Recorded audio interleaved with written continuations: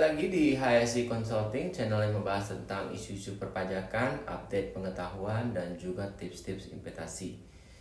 Hari ini kita mau bahas yang lebih santai aja, karena ini sudah 2 minggu menjelang penutupan dari PPS, yaitu program pengungkapan sukarela.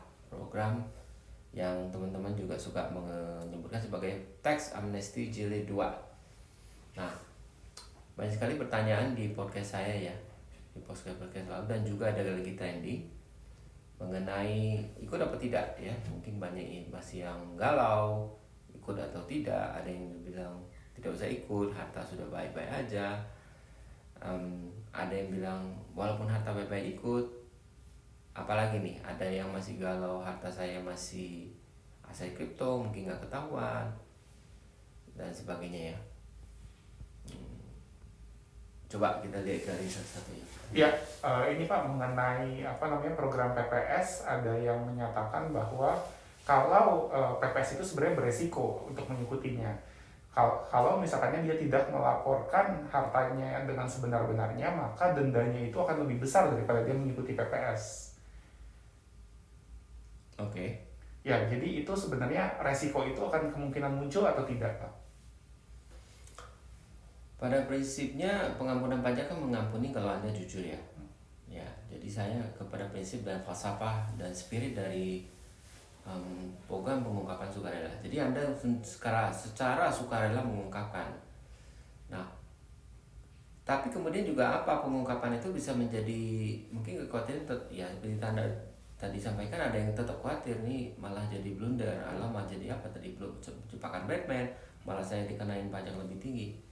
Menurut saya tidak, karena kita selalu bisa mendasarkan program ini bukan sebagai suatu program yang dicetuskan oleh pemerintah saya, tapi memang ini ada dasar undang-undangnya.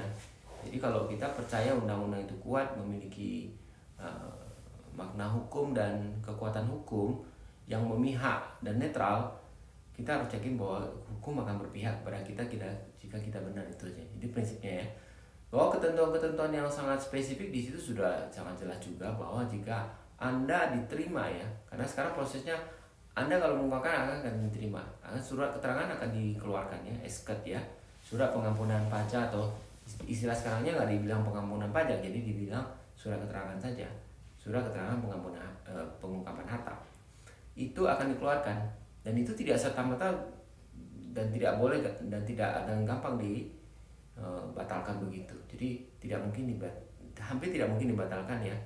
Kemungkinannya ada dibatalkan kecil sekali. Kemungkinannya hanya jika mereka menemukan kembali ada harta lain di luar, ada yang sudah diungkap, atau harta yang diungkap itu tidak sesuai dengan keadaan sebenarnya berdasarkan pengecekan dari Direktorat Jenderal Pajak dan berdasarkan dari data yang mereka kumpulkan, feedback mereka. Namun jika Anda yakin itu kebenarannya harta Anda, pembatalan SK yang sepihak pun dapat digugat kepada pengadilan, sehingga memang ada perlindungan hukum dan ada mekanisme untuk mencari keadilan hukum. Jadi menurut saya tidak sembarangan ya. Justru 30% itu hanya dikenakan kalau ternyata Anda tidak mengungkapkan. Jadi misalnya ada 10 harta, selama ini hanya mengungkapkan sampai dengan 9, satu lagi masih diumpetin, satu itu yang ketahuan, itu yang kena 30%. Oke, jadi kalau saya rekap, misalkannya saya punya ada harta 100 juta yang tidak dilaporkan, Pak. Lalu saya hanya melaporkan ke PPS 10 juta saja, terus kemudian saya membayar pajaknya 11%, hanya 1.100.000 dari 10 juta. Sementara harta sebenarnya adalah 100 juta, maka yang dikenakan 30%-nya itu 90 jutanya ya Pak ya? Betul. Oke, jadi buat teman-teman sekalian penonton HSI Corner, jangan sampai kalian mengakali harta kalian, nanti akan dikenakan malah lebih besar. Yang harusnya bayar dari 100 juta cuma 11 juta menjadi 30 juta sekian ya Pak Marwan.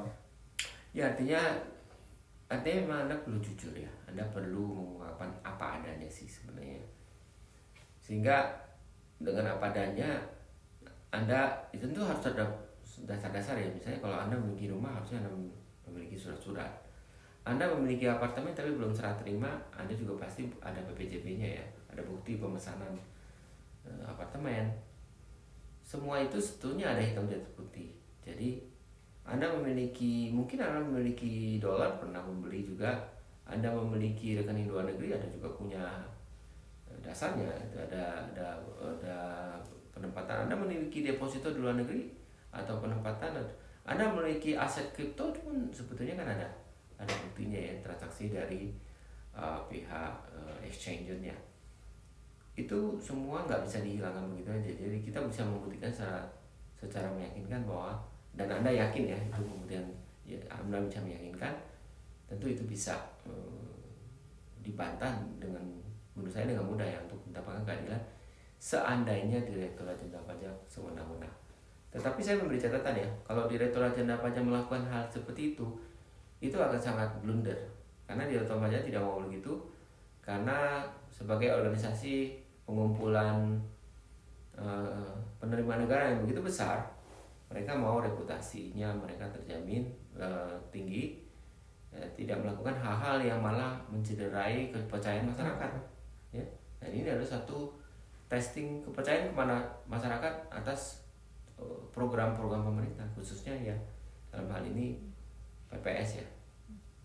Jadi harusnya tidak ya, itu bagian logika hukum dan logika sosial masyarakat saat ini di mata saya.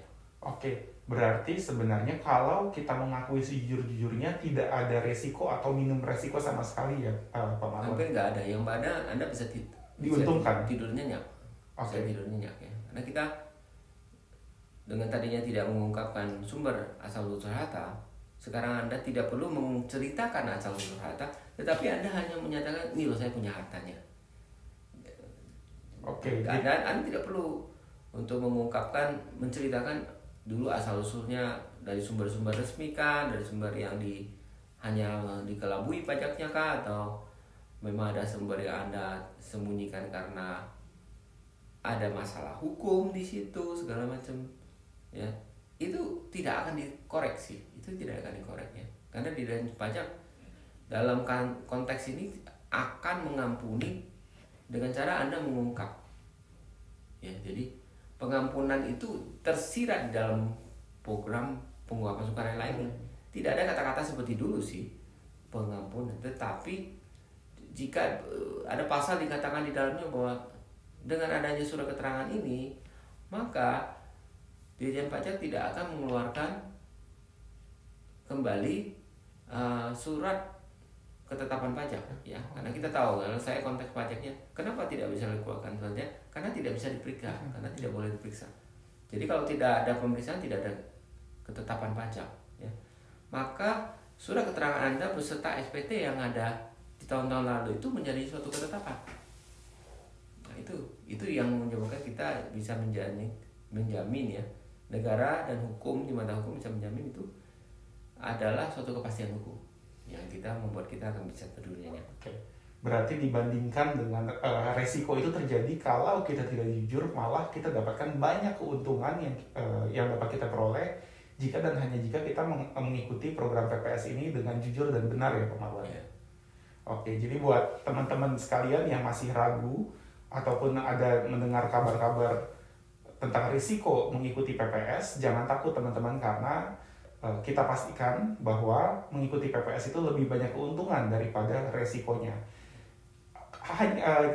Akan ada resiko jika hanya kalian tidak melaporkannya dengan sejujur-jujurnya. Ya.